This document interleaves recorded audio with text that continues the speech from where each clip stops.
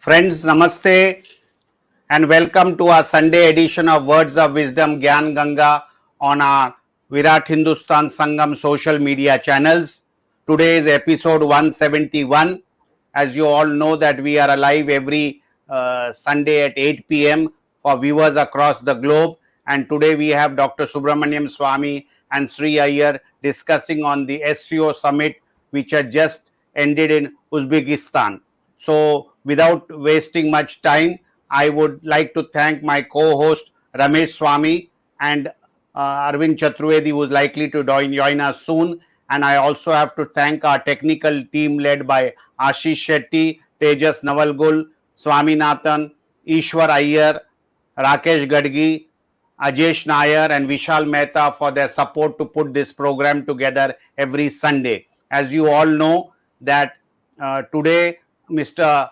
Sree Iyer, who is our guest today along with Dr. Swamy, is associated with P Gurus and he has been in a forefront of bringing Indian news, our Indian views across the globe from America for the viewers all across the globe, and he has written numerous books. I did not say much about Sree Iyer because all of you viewers know him across his channel, which is P Gurus, and on Virat Hindustan Sangam various social media channels. So as you all know, we are on various channels like YouTube, Facebook, Periscope, Spaces, podcast and numerous other channels. So we thank our viewers for their support, and it is over to Dr. Subramanian Swamy to initiate this discussion on the just concluded summit, SCO summit in Uzbekistan. Over to Dr. Swamy.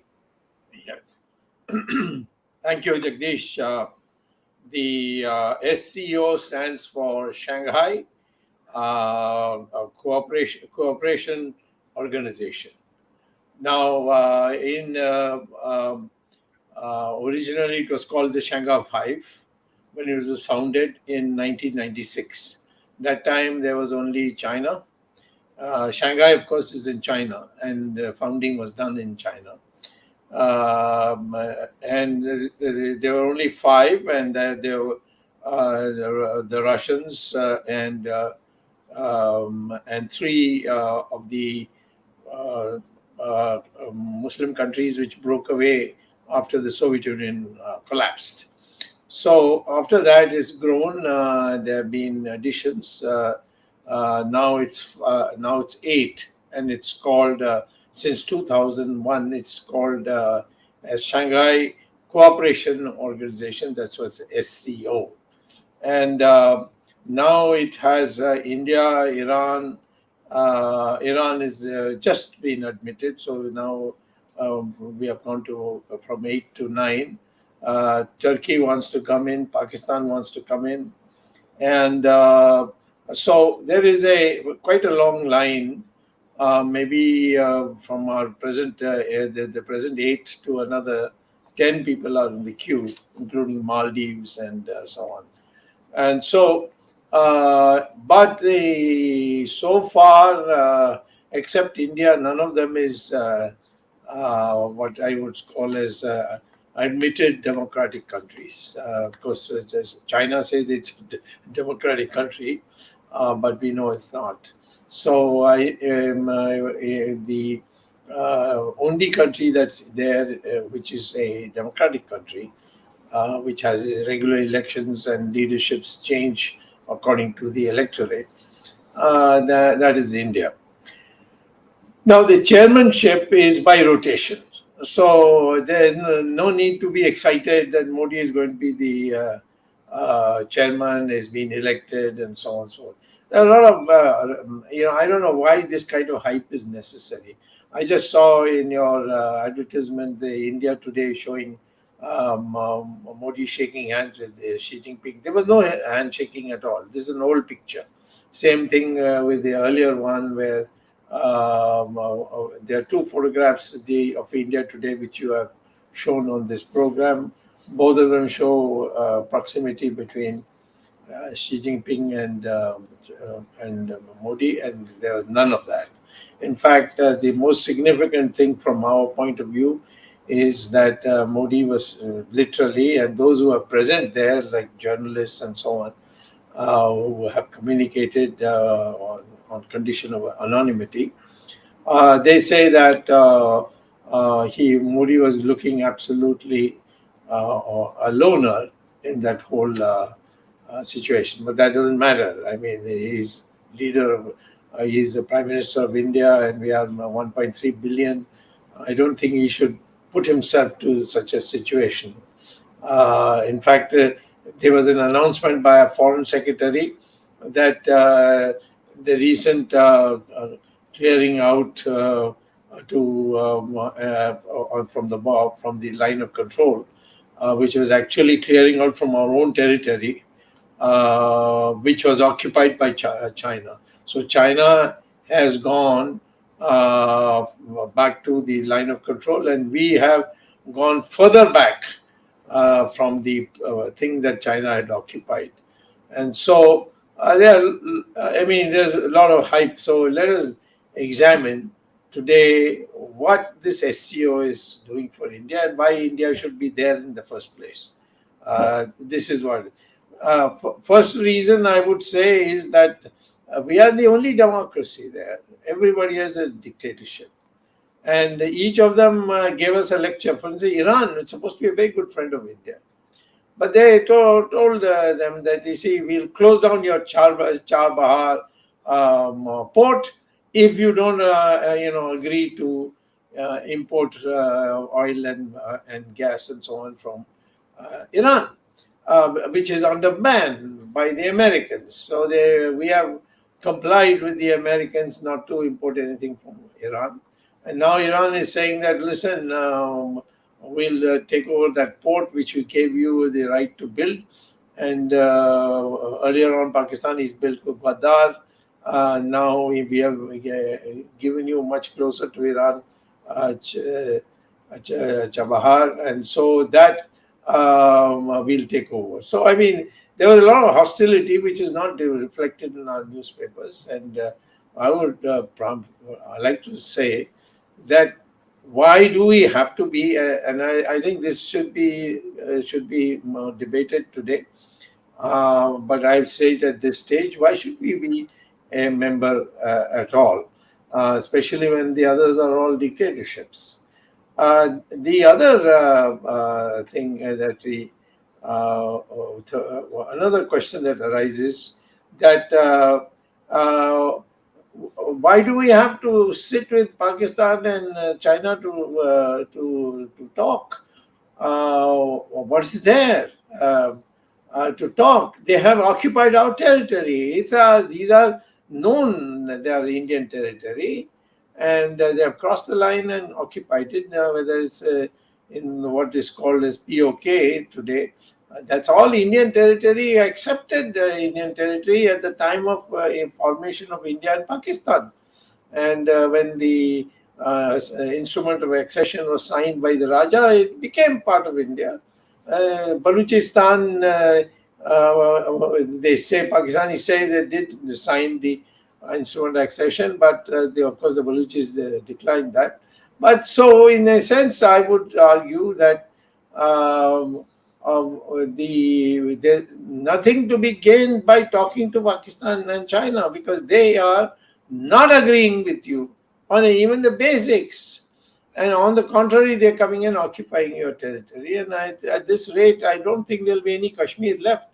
Something will be taken by Pakistan, some and the remaining with the Ladakh and towards the northeast, the Chinese are going to occupy it. So we have a situation where we have to understand what are we doing.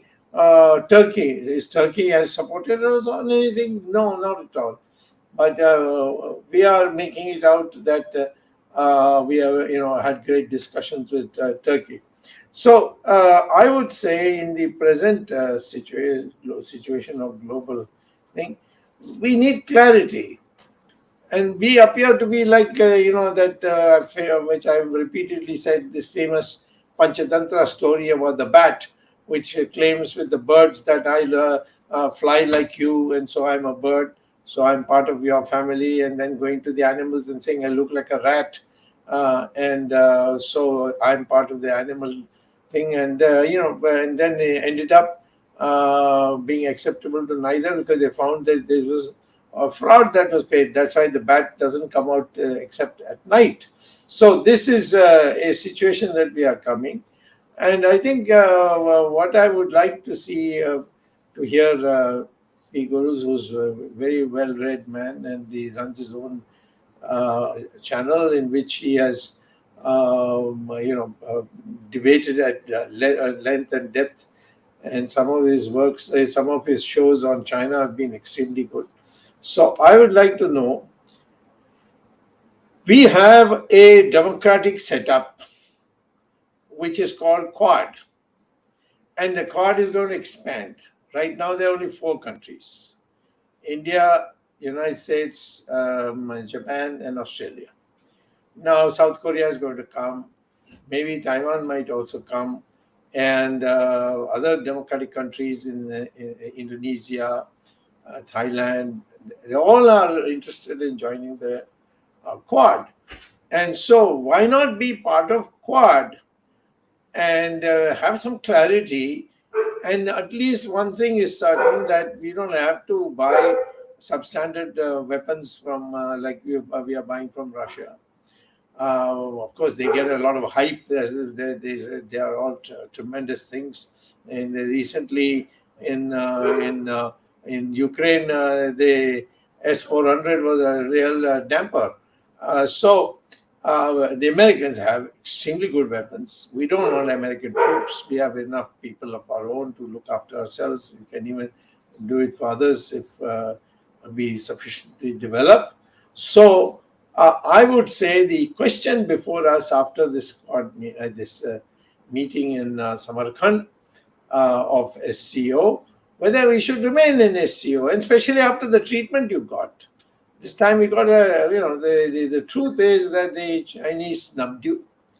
They didn't want to have anything to do with you. They had long meetings. In fact, the Chinese had long meetings with Pakistan, and they had three different meetings with Pakistan. And in these circumstances, this is the question most important about SCO. Nothing much came out of the SCO, just a series of statements which meant nothing. But what has come out is that we shouldn't allow ourselves to be humiliated like this just because you are in some international conference. In fact, this time, even the normal protocol was not observed as far as India was concerned. So, should we stay in the SCO and such like organizations, BRICS, and so on, or should we go with the democratic countries? And the United States has a certain disadvantage which we make up, and that is they don't have manpower. We have manpower, and we have the all the parts of the world which today Americans are concerned is in East Asia, and we are the closest to East Asia with this kind of. So we should, I think, get out of this SCO and join with Quad and let the Quad expand into not Quad but not only quintuplet but I don't know what the numbers would be. At least 15, 16 countries can form what is today called Quad. So over to Sri Guru, not Sri Guru, Sri Iyer, and he's a guru too. And let's hear from him. It will, of course, he'll be. I expect a little more moderate than me, but then you can't have a debate unless one has a different tune from the other. Thank you very much, Dr. Swamy. Always a pleasure to be on Virat Hindustan Sangam. First off, what is it for India in SCO? I think this question, if everybody starts making notes, they have been a member since I think 15, 20 years now in SCO. What has India gained from that, and what has India lost from that? There are losses also. And for example, what you said, that many protocols are not followed, and Modi was made to appear like he was a loner. To me, sir, this is Xi Jinping's way of saying that I'm still supreme. I can even bring my adversary to attend a SCO meeting, because I had predicted, or at least some of the people that had come on my channel, China Watchers, had predicted that Xi Jinping is too scared to leave the country. And yet he did go to Uzbekistan. So clearly he has managed his opponents at this point of time to be able to go away from there for 2-3 days. And he also probably is crowing that, look, we are gobbling up India's territory, and yet I made sure that the Prime Minister of India came there. So we don't know, you and I, we don't know what gets broadcast inside of China about what happened in SCO. And everything to me seems like it's a puff-up exercise for Xi Jinping to say that he is still the man that can lead China forever, or something of that nature, sir. As far as India is concerned, I have heard an alternate story. I don't know if this is true or not. Again, like I said, it's an alternate story. One of the things was that Modi did not want to go to SCO, and as a SOP, the Chinese moved back at PP15 to sort of say that, oh, look, we are doing this. In exchange, you should come. Well, if this happened or not, I don't know. But if you look at the pictures that are taken there, they are like Navagrahas, one guy looking this way, one guy looking that way, Xi Jinping and Narendra Modi. And we don't know if there were any pictures taken when, how hug diplomacy that Mr. Modi indulges in, whether there was a hug diplomacy event that took place this time also. We don't know. But Modi managed to get some brownie points from the Western press from this trip, because he told Putin that this is not a time for war. And this, even his worst detractor, New York Times, Washington Post, everybody picked up. In fact, this was headline news. It's very rare in American dailies to say that, to paint Modi in a good light. So something he has gotten in whatever for what he told Putin. So in my opinion, these events, I think we have to look at, and as an OCI of India, I would say, I would look at what is in it for India. Is there something that is being done? Dr. Swamy, one thing that happens in all these events is you can do some meaningful one-on-one conversations on the sidelines. And I don't know if something like that took place. Certainly, India did not meet Pakistan. That was one other thing. Or China. Or China. Or China. And Turkey, I think they made an announcement that they will not sell the drones to India. I don't think India even asked them. So, you have, like you said, you have everybody there who are all sharks swimming around you. So that is a hard call that they have to take. What is it in it? What is in it for them to go and sit and attend these things? If you ask me, Dr. Swamy, the net What is India gaining from this? I don't know, sir. But remember that we still in India don't know how at will China is able to take down the power grid. Have you got any update on that, sir? That Mumbai 13 hours brownout? Nothing. So today I'm going to reveal some data that I've told Dr. Swamy a few months ago. There are equipment called SCADA, Systems Control and Data Acquisition Equipment. And these were bought by India from China. And these were initially being controlled from China. It was expected that once you take over something that you would cut off all those ports and manage it yourself. But it has also been accused of China that they always, anything that they sell, they keep some secret back-end entry points. And therefore, they can always control you in whichever way you want. I mean, US has suffered this, Dr. Swamy. It's not just India. So when India has these kinds of problems where China can practically, poke them, they are coming into India. India is refusing to even accept they are coming in. The grazers are saying that, look, we are not able to go where we used to go. So in the bigger scheme of things, I don't know why, two things that I don't know, Dr. Swamy, why Modi refuses to admit that China has incursion into India. The second thing is, I don't know how prepared India is to fight the Chinese, even to push them back in the places where they have come in. Does India have the equipment today, like ammunition, arms, and the gear? And this is a 4,000 kilometer or 3,500 kilometer LSC. If India drives back China from Arunachal Pradesh, can they come somewhere else and wreak havoc? I don't know the answer to that question also, sir. And nobody seems to be able to give the answer to this, that India has what it takes. Can India fight an 8-day war with China, 10-day war, 2 weeks war? I don't know. And you will have to wait for James Weekly from US to come in and say, yes, India can fight them for so many days. So the thing is, unnecessarily, the BJP government doesn't communicate, just keeps everything quiet. And this doesn't work in their favor. However, I must say there are a few things that Modi said make sense from a possible future food shortage point of view. He said that all our regions have eaten millets in the past, so we should all, go back to farming millets. There is a renaissance of millet eating even in the US, Dr. Swamy. The reason is eating millets doesn't make you go fat, unlike wheat and rice, and it also is effective against diabetes. And it is so heavy that you eat a very little amount of food and you feel like you're already satisfied. So some good things. However, should the Prime Minister have to go to that level of granularity and say, well, let's do this. I don't know. Certainly, I did not know that Mr. Modi was made to feel like a loner. See, these things are, China and Pakistan are very good at these kinds of insults.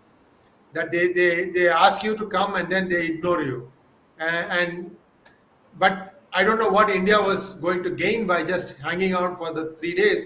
Maybe, like I said, some sideline discussions took place. I have no idea. But all said and done, you saw that China was back to its old stuff. They stopped the UN from declaring him a terrorist. And this is for all, the whole world knows that. And still China is able to do this. In retaliation, India has been talking about Atmanirbharta. But you see, India needs to start producing these things. I'll give you a simple example, sir. Even pharma, in which India has a fairly effective footprint on the world commerce, the API, it is still dependent on China, the raw materials that make up the goods. So either India makes its own, because India is good at reverse engineering, especially in pharma. Why doesn't India do that? I mean, we have to be able to see that from looking at the amount of imports that India is doing from China. Once the imports start going down, then you know that India has substituted this, indigenized this, and so on and so forth. Unfortunately, today, the line is going reverse. India is importing even more. So this kind of makes CCP feel that, we can jerk India any way we want. These guys are, they have no other place to go. This could be also a patience game, Dr. Swamy. Also, we have to keep in mind that if there is a hand-to-hand combat against a Chinese troop, they are in big trouble. Their vaccines have not worked on their soldiers. They have not imported any vaccines. The West is not giving them any. And therefore, they are sitting ducks for some of the virus variants that have come now.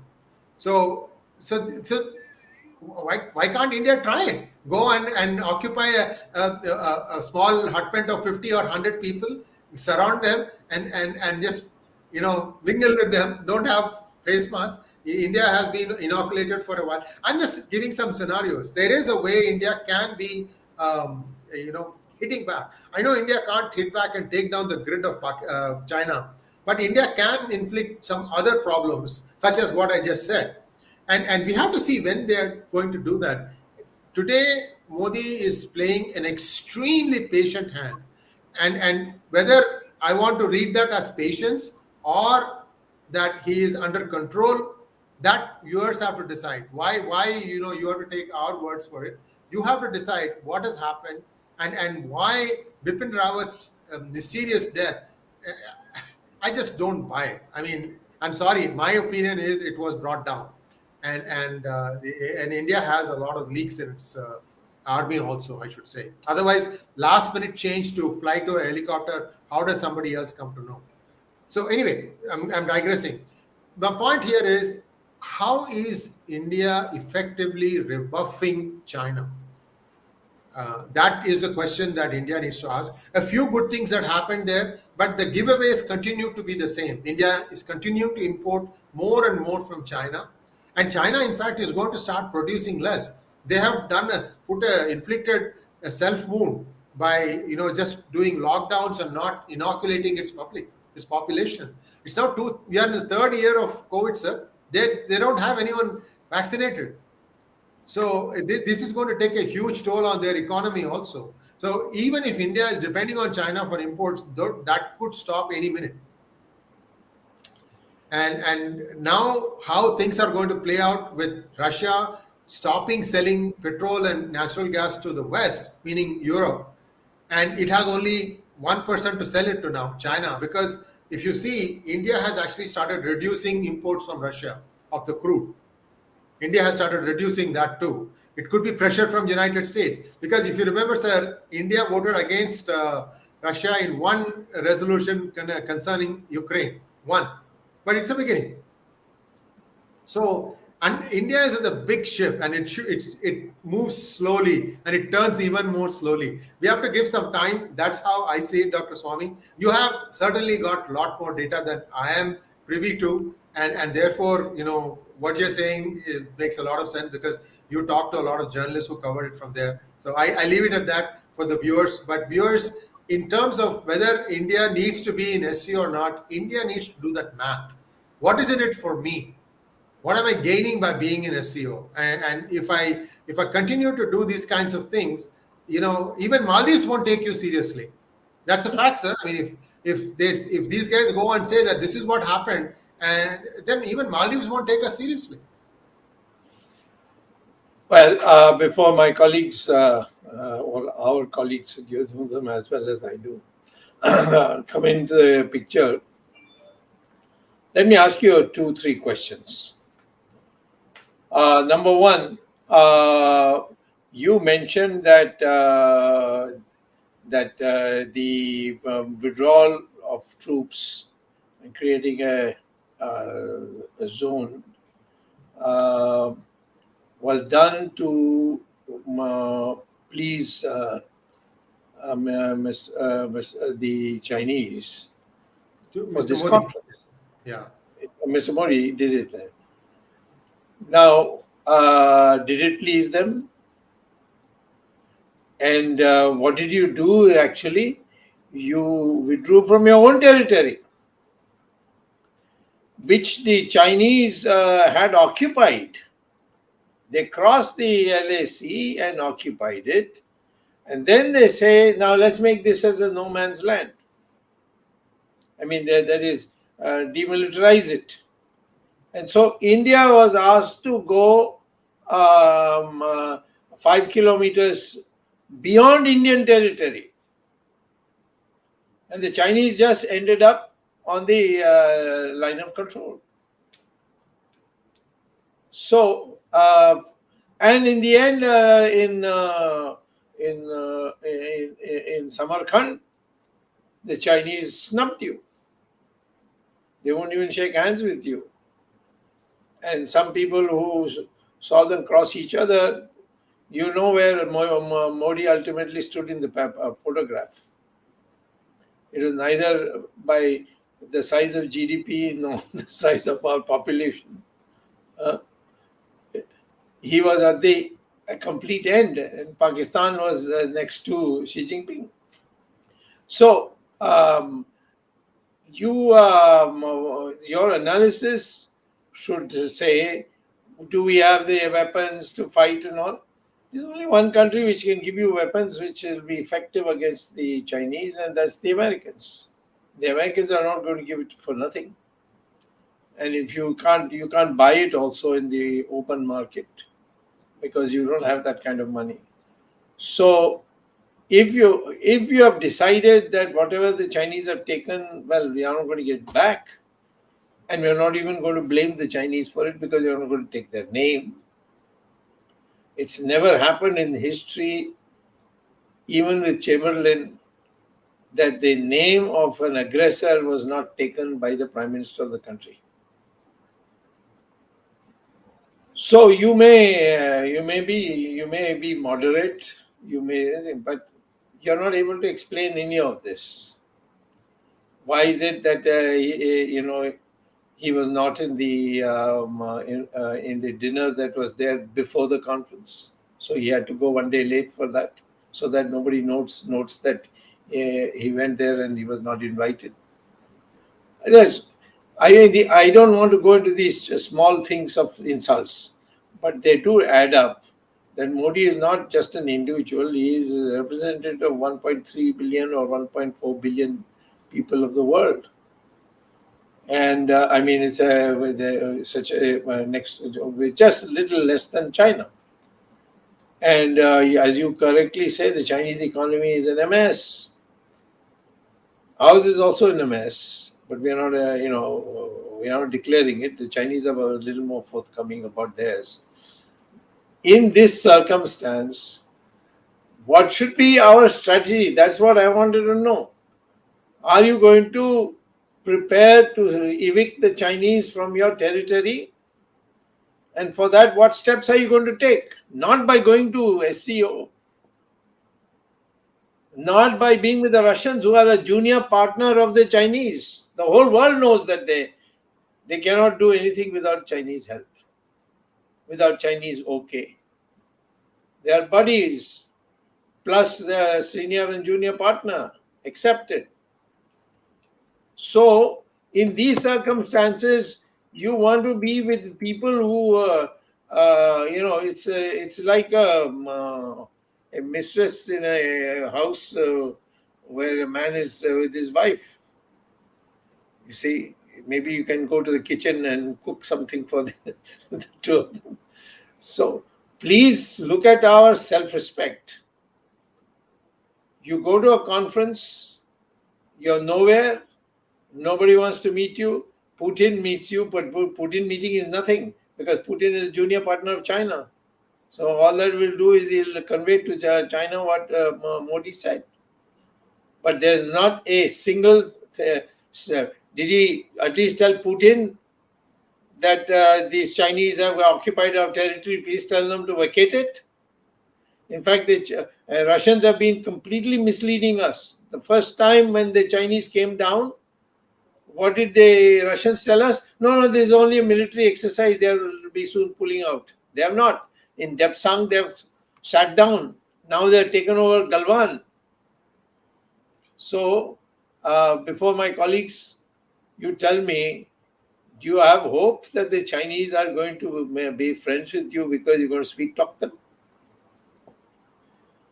Dr. Swamy, it's not a question that I can answer because I don't know the depth of India's artillery. I do know this, sir. Under Manohar Parrikar as the defense minister, one of my expert panelists, Lieutenant General Ravi Shankar, had put together a program to indigenize about 85% of the arms and ammunition that India consumes for all of India's weapons. Now, Yes. he put together the plan, then he retired. After that, whether the forces that be in Delhi, I'm not making excuses, sir. You know that there is a fat cat sitting in Delhi which was enjoying 20% of the cut of all the weapons being purchased from outside.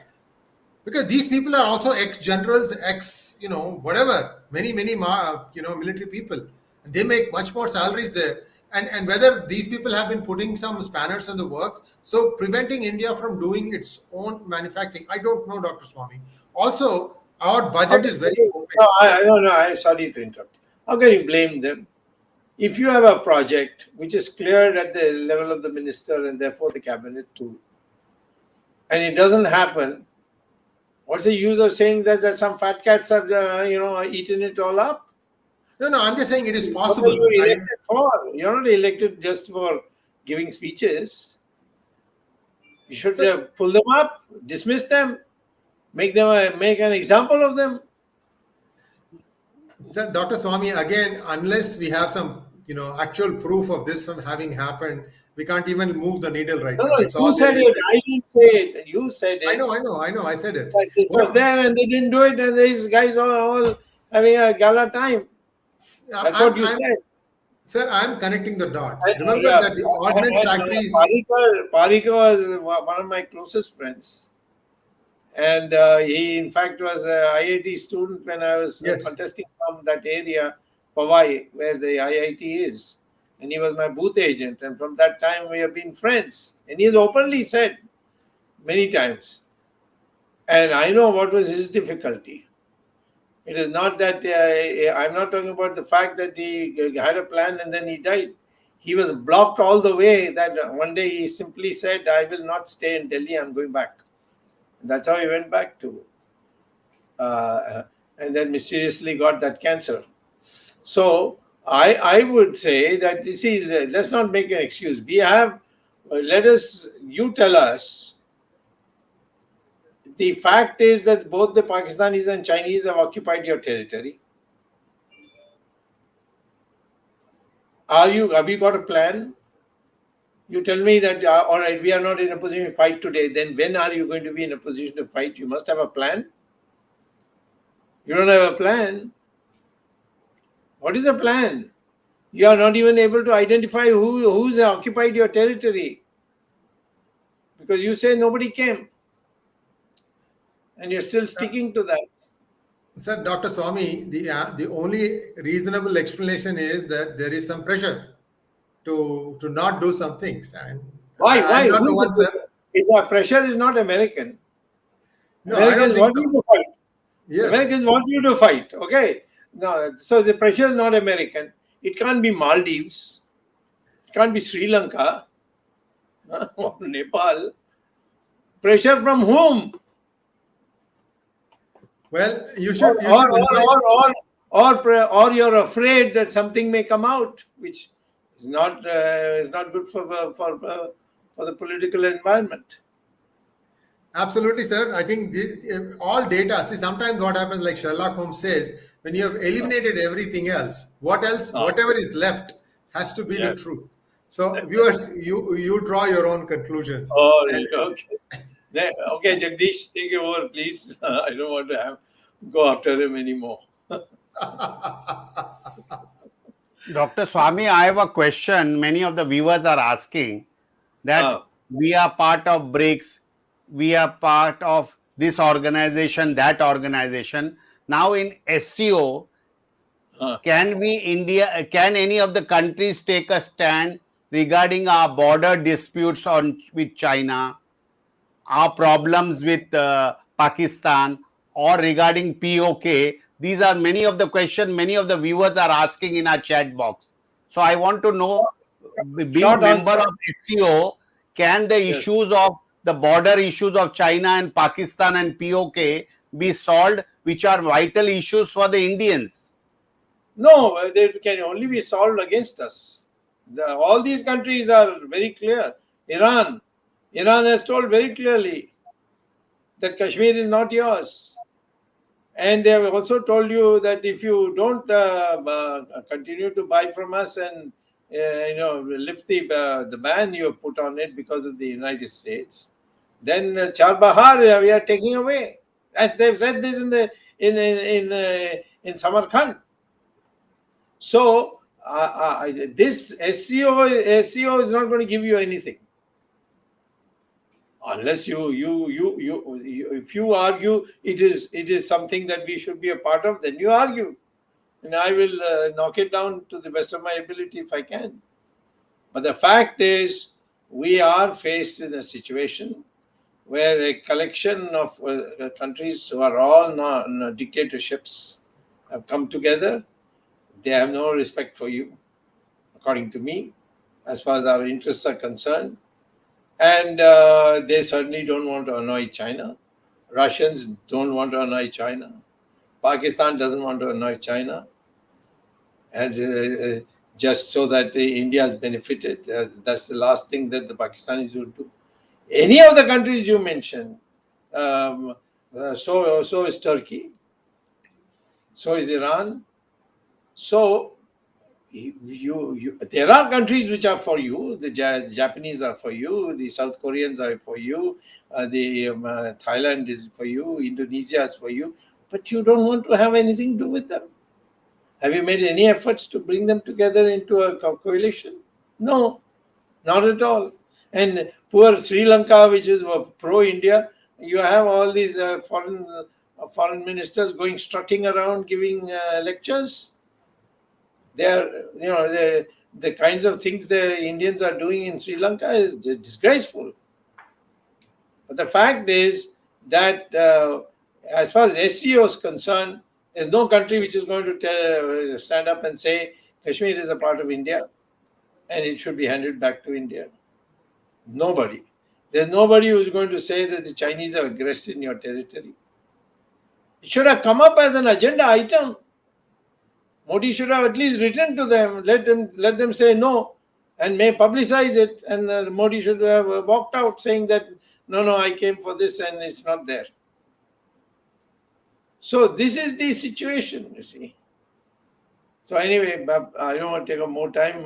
What about our Ramesh? Yes, sir.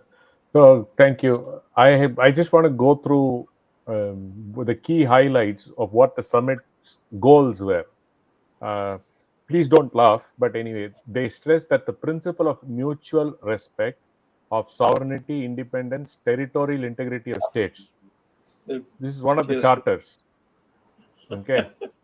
Equality, mutual benefit, non-interference in internal affairs, and non-use or threat of use of force as basis of sustainable development of international relations. This is one of the charters. The other charter is the member countries are planning to develop common principle and approaches to form a unified list of terrorists, separatist and extremist organizations whose activities are prohibited on territories of the SCO member states. Okay. And Dr. Swamy, the official language of the SCO is Russian and Chinese, no English. That is what it says very clearly. And sadly, this year, Afghanistan was an observer state. Not even one single word of securing and safeguarding Afghanistan on the charter, and not even a single word in helping Sri Lanka in its crisis as to where we are. This SCO, it is a disaster. I don't know what this SCO summit achieved, but shamefully, the two main charters is a slap on the face for India, saying that China continues to occupy, and the buffer zone is within the borders. So how is this even respecting mutual borders? Number one, first question. Second is this question of where they said the second point was this about the terrorist organization, right? And China has refused. Yes. Well, Pakistan, India's request for 2 terrorists from Pakistan. So your answers, and then Sree, you can answer. I just want to take up, these are all charters. These are not my made up things. These are all charters of the organization. And miserably, India has not achieved in these two critical factors. Dr. Swamy, your thoughts on the first part, which is basically territorial integrity, and second? No, I think What you said is not exactly what I'm saying. So I think we should get Sree Iyer to Oh, okay. Sree, defend. please counter me because that's so. We two people are Yeah. agreeing. Two Counter, tambrams yeah, are. See, two your fellow. tambrams are agreeing. So one tambram can disagree with us. Like I said, there is something afoot. I don't know what that is. I've been always been taking the hope that there is some trick up the sleeve that India has that it will Oh, surprise China A with. master I don't stroke. know. Oh, Sree, you're into master stroke now. I See, think he qualifies to be a Hindu Patni. Yeah. He's going to become a master stroke. Go ahead, Sree. Sorry to interrupt. Go ahead. no, I think India is between a rock and a hard place, and this could be because of some compulsions. I have no doubt in my mind that if somebody is a free-thinking individual who is the prime minister, India will be out of many of these problems in no time at all. Dr. Swamy, in 1990, when you were guiding Chandrasekhar, times were Yeah, not this complicated. Now yeah. you have everybody screwing everybody else in playing into their territory, and then there are people like George Soros who wants anarchy around the whole world. I mean, he's doing it to US also. It's not just India. He's doing it to But US also. there's Right? one thing I did which you can do today. I told the Americans you can refuel on Indian soil, Indian airports, but give me $2 billion without conditions from the IMF. And they gave it to us. Never in the history, before or after, we have ever got a loan from the IMF without conditions and conditionalities and so on and so forth. So there's a way of doing it. I am not saying that. You see, I'm still consider myself as a friend of the Chinese people because I had students from China. I know Chinese. I know their culture. They're very similar. We have a long association. All that. But when it comes to politics, you can't allow these sentiments to come in the way. They have walked into your territory. The line of control was mutually agreed in 1996 when Narasimha Rao was the Prime Minister. They have violated that completely, which they agreed. And you can't even say the Chinese have come and occupied our territory. Why? I mean, you tell me what masterstroke is there in saying that nobody came and nobody went. Dr. Swamy, what is your reaction to this quote? Yeah, that's right. Somebody is saying that your quote is true, sir. That is, he's addressing it to me. And Unfortunately, Contact and I Chanchal was on our was show. abused. I was abused by the Andhbucks and the Gandhbucks for this tweet. Of course, I delete all of them so that there's no need for me to reply. So this man is from there. He's a corporator. He was on our show, Dr. Swamy, once. Huh? He was in one of our show. Acha, this Stasny? Constance No, Townsend. not this man, not this No, person. somebody else, right? Well, who was the other person, Jagdishji? The other person, yes. Yeah. Okay, yeah, go ahead, Dr. Swamy. Sorry. You can So put out his, true, sir. Ramesh, you can Unfortunately, put India out has his ground status. from PP16, known as discharge ground. It's decades old. You see, now here's a man who's a corporator. Now, Counselor. I'm telling you Counselor. that he's a counselor. Yeah, that's right. Because because they don't have a corporation, so they have only a local body. The question is, military people all come and tell me this, but I can't quote them. So when people ask me, how do you know? I can't say that I know because the so and so brigadier, so and so colonel, so and so major general, they told me. I can't say that. But it's my duty as a public person to tell the public. Like Winston Churchill kept on saying everybody abused him left, right, and center, and he turned out to be correct about Hitler. So I'm saying today, either you give me concrete evidence, but you can't say in his mind he's thinking about, he's playing for time, he's got some brilliant idea and so on. That is not in a democracy acceptable. I must know what you're going to do. At least say this much: I'll evict the Chinese, but I can't do it today. Give me 2 years, or give me one more term as prime minister. Something like that. Can't ask me to guess what is in his mind. Sir, Yeah. communication has always been a problem with this government, and I've said this thing many times. They should be much more open and tell you, even like what you said, that we have a plan in place and give us 2 years and we'll do it. And of course, there will be some blowback from the opposition, but they never cared about opposition in the past. When you don't give them the time of the day in politics, why do you have to worry about what they will say to your press statements? You see, this lack of communication is going to hurt India badly. Like, for example, we've talked about this in a previous episode also, that if for some reason they come in through Bhutan, because they've already started, laying a road around the edge of Bhutan. Bhutan has sold that land to China. Bhutan is gone. Yeah, the whole northeast is gone. And, straight to Bangladesh, and then we cut off. Yes. And again, see, if you keep on doing, salami tactics and not say why is it? See, essentially what it is they are putting a spin. In US, they call it spin. Everything is a spin. Unfortunately, for spinning also you need a talent, and I think that is missing here. And you can spin out of control also. Yes. Jagdish. Yeah. Okay, Ramesh, you have any more questions? No, that's it. Pretty much. I just Okay, What about friends. you? What about you? Do you have any questions? No, I asked my question on the whether SCO could take a stand and all that, and you both have said. Before you conclude, Jagdish, let me put it to Sree Iyer, because he has a flourishing website, and he is known as a great intellectual. Of course, he's also a brilliant scientist. He's got 38, 39. What is it called? Patents. Patents, yeah, in science and in electronics.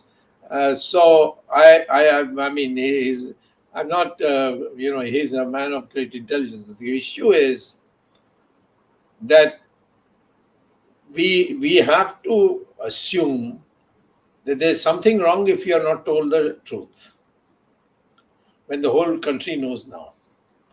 I'm telling you, everywhere I go, people know that the Chinese have come down, but the Prime Minister is not admitting to it. Why? Okay, second, our imports from China are going by leaps and bounds. And it is now 10 times the exports we give to China. And China only wants iron ore. Kudremukh iron ore is the world's best.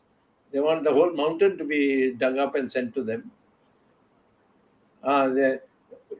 You just see the export-import. They are sending machines, they are sending electronics, they are sending this, that. And it is 10 times the exports of India. We have a huge balance, a deficit of balance of payments.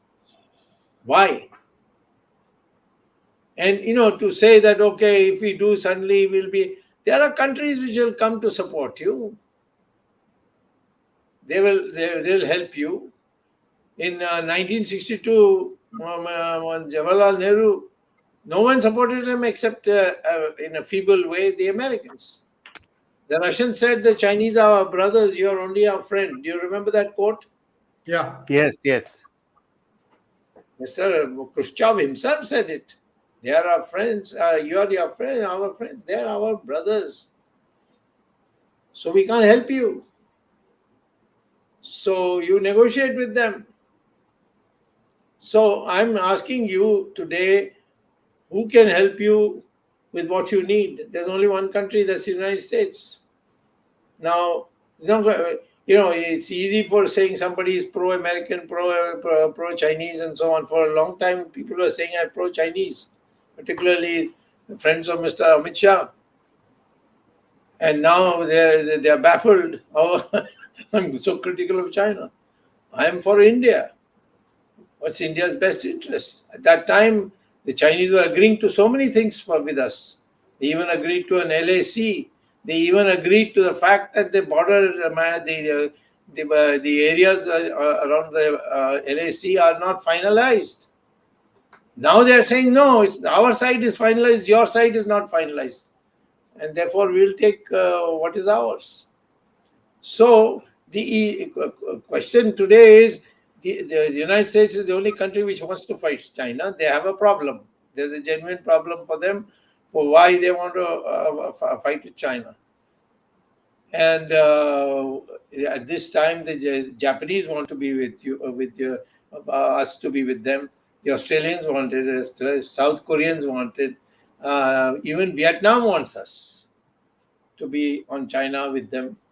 So, I mean, the vast amount of countries in Asia, the only people who are not in favor of India's major international role are the Middle East.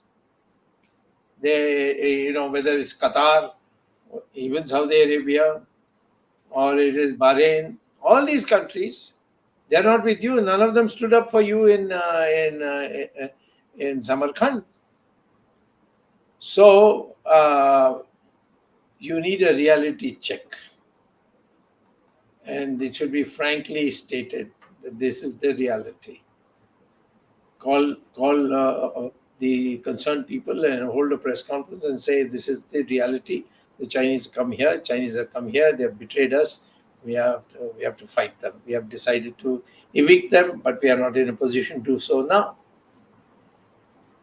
I can't be expected to guess that the silence of Mr. Modi is because he is having a deep, magnificent plan, as you say, and he will reveal it in some time. I didn't say he has. I said maybe he has. Maybe. No. In this case, there's no maybe. Either you know or you don't know. Okay, Jagdish. Yeah, go on. If you want to say something, you're the guest. Dr. Swamy, I'm still, cleaning up my mustache. So the point I'm trying to make, sir, is that now you know why I never have a mustache. The long and short of it is the communication is a problem, and I know enough from the American side, sir, that the decisions are being made by 2.5 individuals or maybe 3 individuals, and they cannot be able to make good decisions, especially when it has to be done like in a matter of very short time.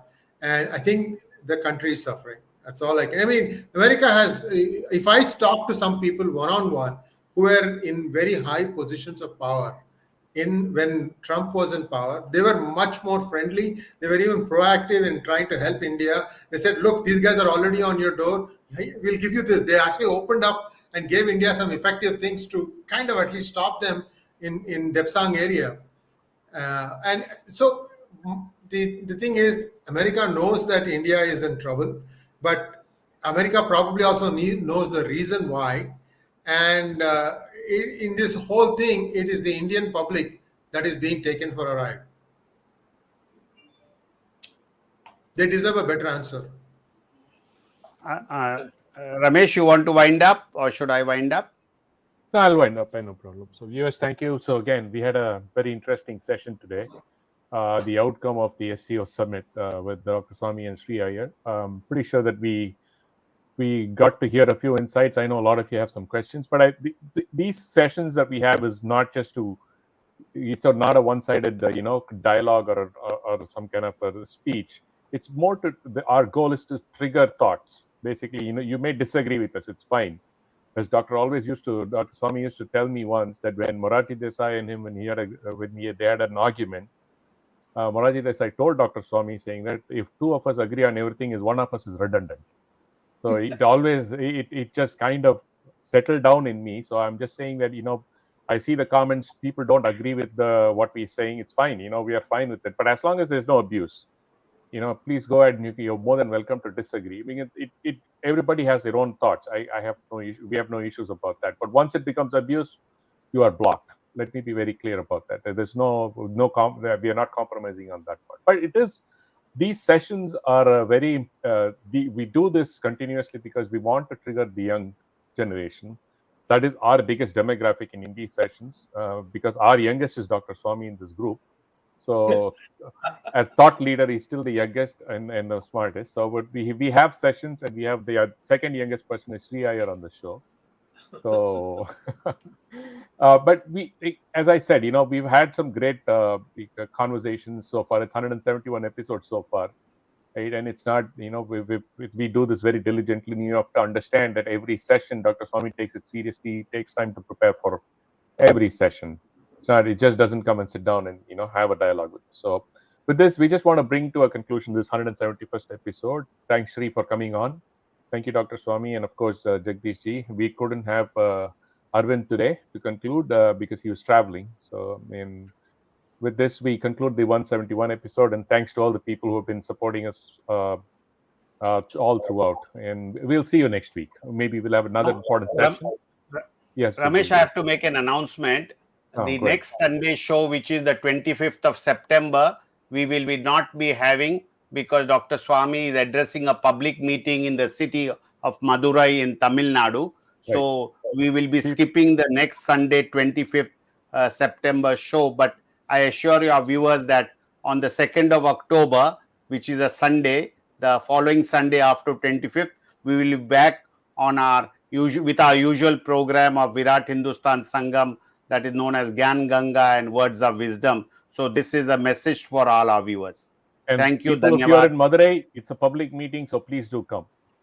Yeah, it's starting in the evening around 4 o'clock on 25th September, 4 o'clock onwards at Madurai. Thank you. We will be putting out a poster. I'll be speaking in Tamil, so even the Tamilians won't understand what I'm saying, but certainly people from other states will not. Sir, the Tamil thing that you had on P. Guru's Tamil had very good comments. They said both of us spoke very clear English, clear Tamil, clean Tamil, which is like grammatically correct. Not people now, the newer generation, Dr. Swamy, they don't know the difference between the soft L and the hard L, la and la. And then they also mix these with the ra, which is a very unique sound in Tamil. Okay. Yes, Jagdish ji. Okay, thank you. Viewers, Thank you all. Dhanyawad. Thank you.